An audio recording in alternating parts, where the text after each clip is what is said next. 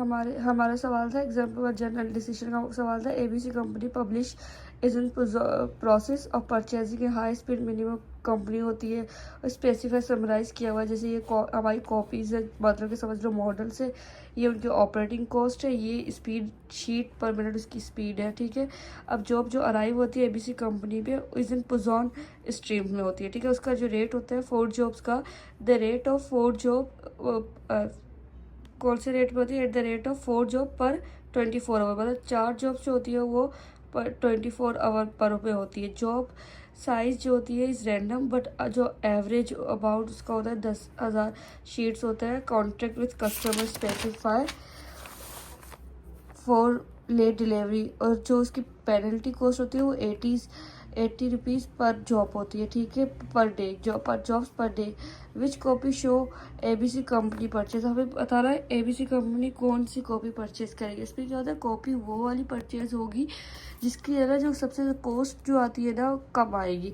अब total expected cost per day associate, इसका formula क्या होता है? Expected total cost equal to operating cost और वेटिंग कॉस्ट। ठीक है, तो ETCI CI इस पर एज इट हो गया, और ऑपरेटिंग कॉस्ट जो हमें यहाँ पे दी हुई है, यहाँ पे हमें जो दी हुई थी 20 jobs streams at the rate of 4 jobs पर 24 आवर्स, तो ये हमारी ऑपरेटिंग कॉस्ट हो गई। और इसमें जो है ना, इसमें C2 हमें जो दिया हुआ है वेटिंग कॉस्ट, मतलब जो लेट डिलीवरी होगी ना वो वेटिंग कॉस्ट उसे कहते हैं, या पेनल्टी बोलते हैं, जो भी हो जाएगा 80 हो जाएगी। उसके फॉर्मूले में LSI है, तो LSI हमारे पास एज इट आ जाएगा।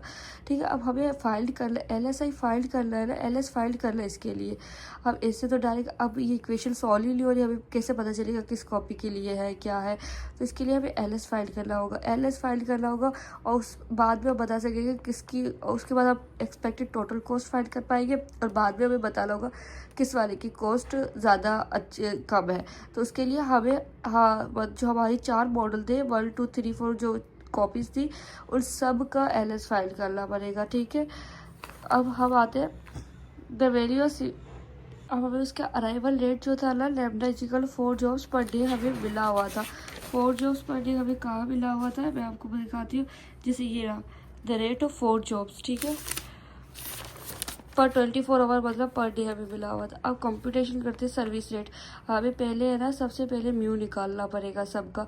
तो म्यू निकालने के लिए क्या होगा, एवरेज टाइम पर जॉब, हमारी जो टोटल जो थी ना एवरेज हमें यहाँ पे दिया हुआ था, जो job size random but average about 10,000 था। तो एवरेज शीट पर जॉब के लिए एवरेज 10,000 पर म्यू हम लगा देंगे 30 हमने किसका लगाया, डिवाइड बाई 30 हमने किससे किया है, इसकी जो शीट पर मिनट था ना इससे डिवाइड किया है 30 से। तो इस तरह हमने किया, इसका जवाब आ गया 33.533।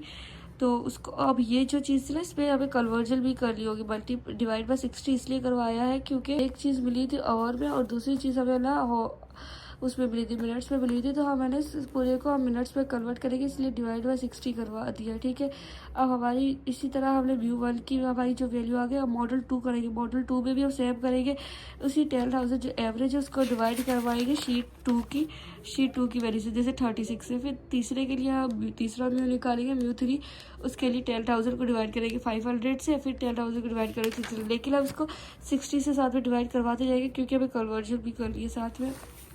अब इसके बाद आता है मॉडल 3 के लिए भी सेम तरीके से किया, मॉडल 4 के लिए किया। अब हमें फाइंड करना होता है कंप्यूटेशन ऑफ करेंगे सिस्टम की लेंथ, हम LS फाइंड करेंगे।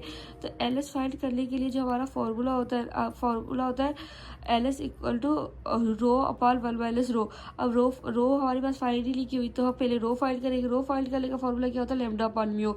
अब लैम्डा अपॉन म्यू, तो हमने म्यू पहले सबके लिए फाइंड कर ली, इसीलिए हमने म्यू सबसे पहले हमें सबका फाइंड करना पड़ा था।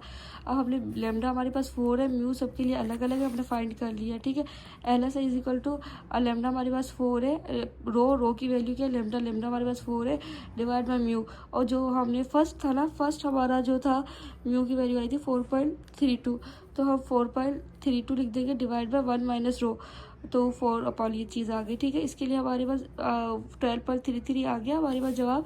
अब दूसरे मॉडल के लिए करेंगे, दूसरे मॉडल के लिए करेंगे रो की क्या लेमडा अपॉन म्यू, तो लेमडा हमारे पास 4 था, म्यू की वैल्यू म्यू 2 की वैल्यू हमारे पास 5.18 थी, वो लगाई 1 माइनस रो की वैल्यू वो लगा दी। तो हम ये पहले ये फॉर्मूला फाइंड करके डायरेक्ट पुट की, मैं डायरेक्ट इसी फॉर्मूले से कर रही हूँ, ठीक है। और तो हमारे पास 3.335 हमारा जवाब आ गया। इसी तरह मॉडल 3 और मॉडल 4 के लिए किया, सबके लिए किया। तो हम लास्ट में क्या करेंगे, एक सेकेंड, इसमें हमें ना एक टेबल बना लेंगे, जैसे मॉडल का, लैम्डा का, उसके म्यू सबके म्यूज़ लिख लेंगे और एलएस लिख देंगे। अब देखो मॉडल जो 1 था ना, मतलब एलएस मतलब सिस्टम की लेंथ। अब हमारे पास मॉडल 1 2 3 था, सबका लैम्डा 4 ही था, सबकी म्यू की वैल्यू लिख दी, अलग अलग आई थी। और एलएस की वैल्यू जो हमने अभी फाइंड की सबकी लिखी।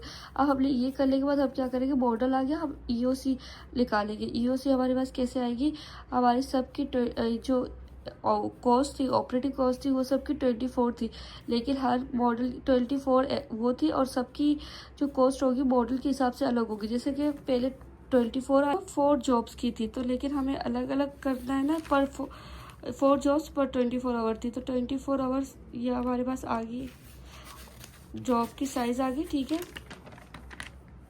ओके।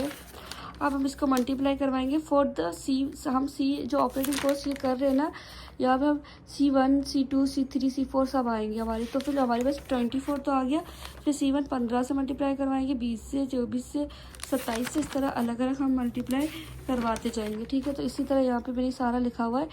इन और ऑपरेटिंग कॉस्ट तो हमारी 24 थी, और इस बाकी सबकी जो अलग अलग कॉस्ट थी वो हमने लिख दिया, और इक्वल टू करके यहाँ पे जवाब आ गया। अब हमारे पास इसमें वेटिंग कॉस्ट तो सबकी 80 थी, लेकिन इसको हम एलएस से मल्टीप्लाई करवा रहे थे ना, तो एलएस, सॉरी यहाँ पे मैंने लिख दिया, यहाँ पे एलएस आएगा, एलएस से मल्टीप्लाई करते हैं सिस्टम लेंथ, तो इसको 12 से इससे फाइंड करवा दिया जाएगा। इसका फॉर्मूला मैंने आपको शुरू में दिखाया था, इसका फॉर्मूला क्या था, ये रहा फॉर्मूला लिखा हुआ है, ठीक है।